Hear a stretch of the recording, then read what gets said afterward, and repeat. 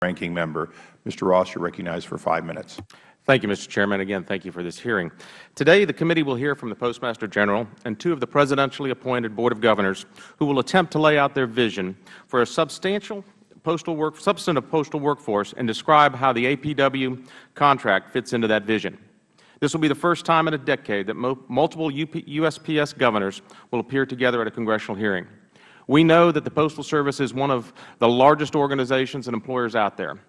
It has more than 500,000 employees, and that exceeds all of U.S. companies except for Walmart. It has a phenomenal marketing and delivery infrastructure where it goes to every consumer, or it goes to 150 million consumers every day. Unfortunately, due to the ongoing digital revolution, the business model of the Postal Service is fundamentally broken. It is losing billions of dollars every year and now stands on the brink of insolvency. This is not just a short-term problem, as the Postal Service projects growing deficits for the foreseeable future. It is incumbent upon the USPS to develop and implement a new business model as soon as possible. I commend Mr. Donahoe for what he has done. His commitment to implement a comprehensive strategy that will reduce costs by undertaking major organizational restructuring, reviewing post office closures, and adjusting delivery frequency. I hope we can empower you to do more. At 80 cents on every dollar, workforce costs make up a disproportionate share of Postal Service costs. These costs must be addressed head-on as part of any serious reform effort. Among these costs are a large postal compensation premium that has been estimated at 34%.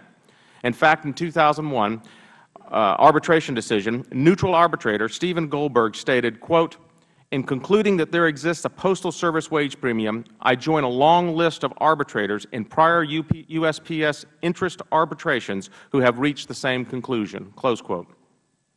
Regrettably, the tentative contract USPS recently announced with its largest union, which represents over 200,000 employees, maintains and expands no layoff protections, guarantees wage increases, and ensures that USPS employees continue to pay a lower portion of health care premiums than do other Federal employees.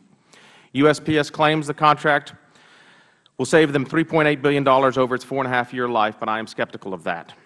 However, as this chart shows, assuming that all these savings are achieved, it hardly makes a dent in projected USPS deficits. Given this, it is unclear how this deal, which would serve as a template for deals with other USPS unions, will give USPS the ability to immediately reduce workforce costs and maintain solvency. One of the Board of Governors testifying today is James Miller, who is a former head of OMB. In contrast to other USPS executives, Miller has expressed disappointment with the APWU contract and only endorsed it as the best possible under a broken arbitration system. In a paper Mr. Miller included with his testimony today, he also outlined options for reforming postal collective bargaining and noted econometric analysis has found USPS employees are paid a significant premium relative to their private sector counterparts. I look forward to hearing from Governor Miller and the rest of the witnesses. I would like to thank the Chairman again for this hearing, and I do yield back.